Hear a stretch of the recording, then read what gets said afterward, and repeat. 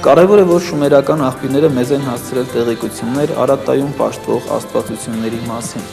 Մասնավորապես դրանցից մենք իմանում ենք, որ Արատտայի հովանավոր գլխավոր աստվածությունը համարվել է Դումուզի աստվածը։ Ընդհանրապես հին աշխարհում շատ տարածված է այն երևույթը, որ Աստծուն կոչում էին ոչ թե իր հենց տեղական անունով, այլ ամեն մի ժողովուրդ կոչում էր իր համարժեք Աստծո անվամբ թարգմանելով։ Դումուզին շումերական աղբյուրներում համապատասխանում է հունական Օրիոնին և հայկական Հայկ աստվածությանը։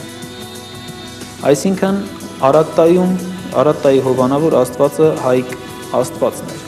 Հետագայում մեր ժողովրդի մեջ մեծարվում էր իբրև անվանադիր նահապետ, որից ծագել է մեր ազգը։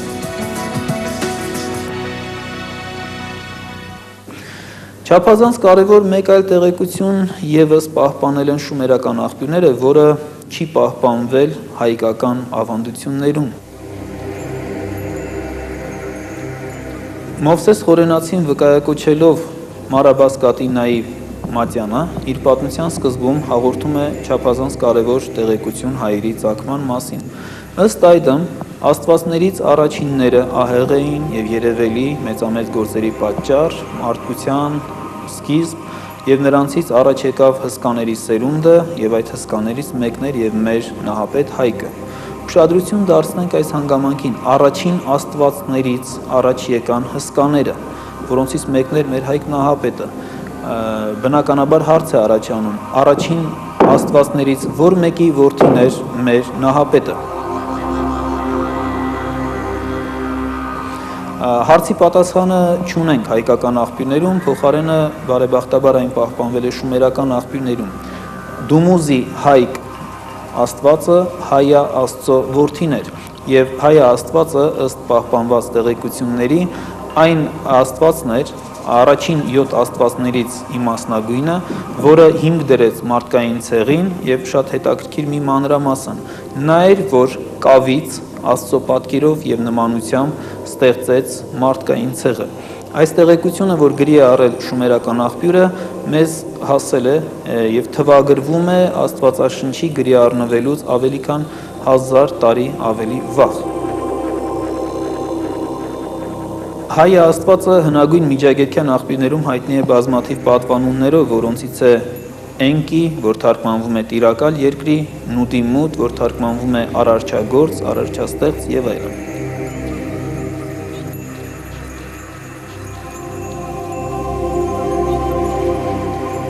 Այսպիսով շումերական աղբյուրների շնորհիվ մեր առջև բացվում է հայոց ծագումնաբանության կարևոր և մոռացված էջերից մեկը, որի համաձայն մենք հայերս սերել ենք արարչագործ Հայա Աստծուց, որի որդին էր Հայկ նահապետը և որի անունով էլ կոչվեց մեր ժողովուրդը։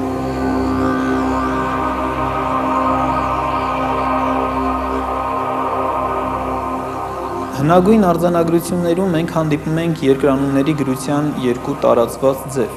Դրանցից մեկում ուղղակի հնչյունային գրությամբ գրվում էր երկրանունը, մեկ այլ ձև, որ նույնպես շատ տարածված էր, երկրանվան փոխարեն նշվում էր նրա գաղափարագիրը, գաղափարանշանը։ Շատ հետաքրքիր է այն հանգամանքը, որ մենք Արատտա անունը երբեմն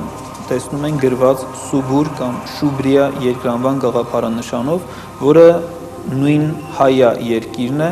Երկլեզու արձանագրություններում Շուբուր Շուբրիա անվանը համապատասխանում է Հայա երկիրը և նույն Շուբուր երկրին համապատասխանում է նաև Արմանի Արմե երկրանունը։ Եվ պատահական չէ, որ մասնագիտական գրականության մեջ շատ հաճախ Արմե Շուբրիա բաղադրյալ ձևով է նշվում այդ երկիրը։ Այսինքն տվյալ դեպքում մենք ունենք շատ հետաքրքիր մի փաստ։ Արատտա անունը փոխարինվում է հաճախ Շուբուր, Հայա և Արմանի երկրանուններով, ինչը ցույց է տալիս, որ այս անվանումները մեկ երկրին,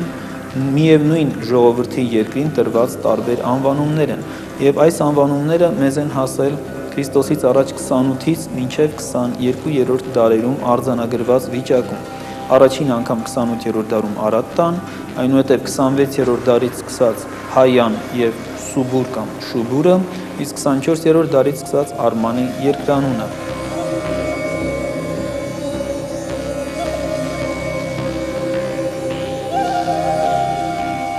Ամփոփելով այսօրվա մեր ունեցած տեղեկությունները, կարող ենք նշել, որ հայկական լեռնաշխարհում առաջին պետականությունը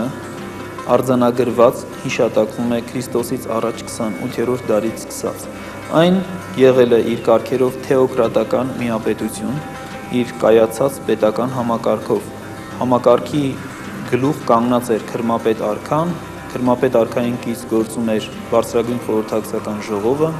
ավագների ժողովը, երկրի տնտեսական ոլորտը կառավարում էր կառավարիչը եւ հայտնի են նաեւ մի շարք պաշտոնյաներ, ռազմական արշավանքը իրականացնողը, որ հետագա Հայաստանի սպառապետի նման մի պաշտոն պետք է լիներ, հարկահավաքներ, վերակացումներ եւ այլն։ Քրիստոսից առաջ 28-րդ դարում տեսնելով պետականության զարգացման նման բարձր մակարդակ, նման կայացած համակարգ, ինչ խոսք չի կարելի ենթադրել, թե պետականությունը ստեղծվել է հենց կարճ ժամանակում, անմիջապես առանց նախապատմության եւ կարելի է եզրակացնել, որ մինչեւ Քրիստոսից առաջ 28-րդ դարը, մինչեւ շումերական աղբյուրներում հիշատակվելը, պետականությունը Հայաստանում պետք է որ անցած լիներ զարգացման որոշակի եւ բավականին երկար բազմադարյան ճանապարհ, ուստի եւ պետականության ծնունդը հայկական լեռնաշխարհում կարելի է թվագրել Քրիստոսից առաջ 4-րդ հազարամյակի երկրորդ կեսով։ Իսկ Քրիստոսից առաջ 4-րդ հազարամյակի երկրորդ կեսը հենց այն ժամանակաշրջանն է, երբ ծնունդ են առել համաշխարհային պատմության մեջ մինչ օրս հայտնի հնագույն պետականությունները՝ Եգիպտոսը եւ Շումերը։ Այսինքն օտար աղբյուրների տեղեկությունների հիման վրա որոշակիորեն այսօր կարելի է պնդել, որ հայկական լեռնաշխարհում մարդկային հասարակության կազմակերպման բարձրագույն ձևին պետականությանը հասել են մեր նախնիները դեռևս Քրիստոսից առաջ 4-րդ հազարամյակի երկրորդ կեսին եւ մեր պետականությունը հասակակից է աշխարհի հնագույն պետականությունների։